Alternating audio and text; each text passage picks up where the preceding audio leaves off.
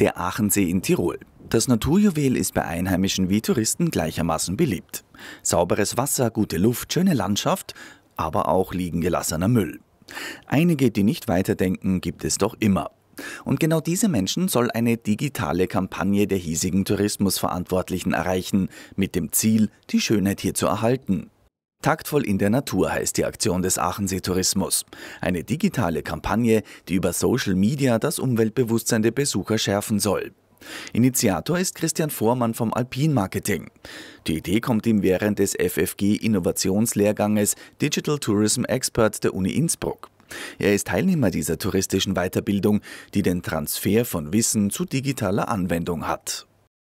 Also das Transferprojekt, was ich angestoßen habe, das war Thema Nachhaltigkeit, SDGs, die 17 Nachhaltigkeitsziele der UN. Wir stehen hier jetzt am Aachensee beispielsweise. Dieser Aachensee hat Trinkwasserqualität und wir müssen uns schon heute die Frage stellen, was müssen wir dazu tun, was können wir dazu tun, damit es in 10, 50, 100 Jahren auch noch so ist.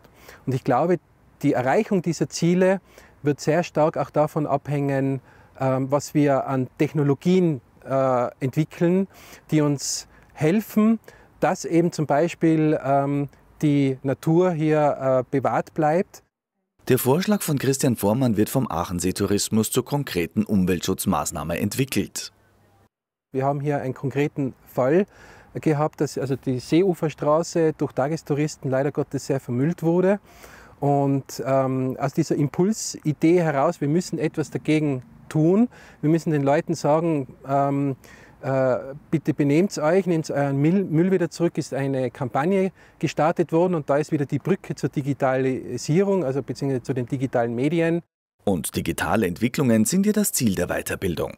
46 Unternehmen nehmen am 3-jährigen Lehrgang teil. Erkenntnisse aus der Forschung kommen dadurch direkt bei den Verantwortlichen an. Die Leitung hat Tourismusforscher Mike Peters. Also es gab sehr viele Themen, die sich da um Konsumentenverhalten, Digital Marketing, die sich um Big Data Management und so gedreht haben.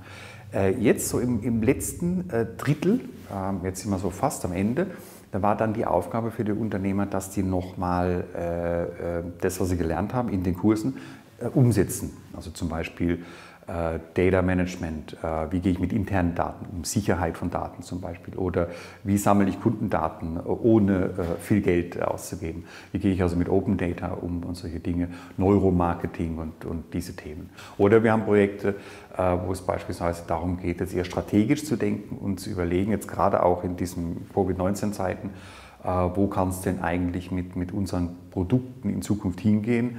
Wie verändern sich die Konsumenten jetzt in diesen Zeiten und wo wir uns auch wieder Daten anschauen und in Workshops dann mit den Unternehmern dran arbeiten. Am Ende des Digital Tourism Expert Lehrgangs zieht Peters eine positive Bilanz und freut sich, dass sich bei manchen Unternehmen anfängliche Skepsis in reges Interesse verwandelt habe. Die Nachhaltigkeit, das ist etwas, was wir jetzt vielleicht messen müssen. Also wir sehen jetzt zwar die Transferprojekte, aber was bleibt sozusagen in 2, 3 Jahren? Das ist etwas, wo wir jetzt auch ein kleines wissenschaftliches Projekt angesetzt haben, dass wir uns gesagt haben, in 2, 3 Jahren gehen wir nochmal in die Unternehmen rein und schauen, was ist eigentlich passiert. War das ein Impuls, dieser Lehrgang? War es nicht? Was ist geblieben? Es hätte viele positive Effekte gegeben, etwa die Vernetzung von Wissenschaft und Tourismuspraxis und auch zahlreiche umgesetzte Anwendungen. Das sieht auch Christian Vormann so.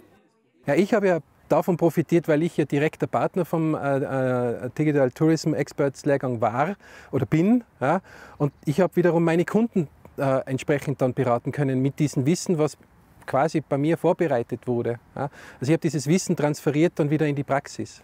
Weitere Informationen und einen Überblick über das gesamte Angebot gibt es auf den Seiten der universitären Weiterbildung.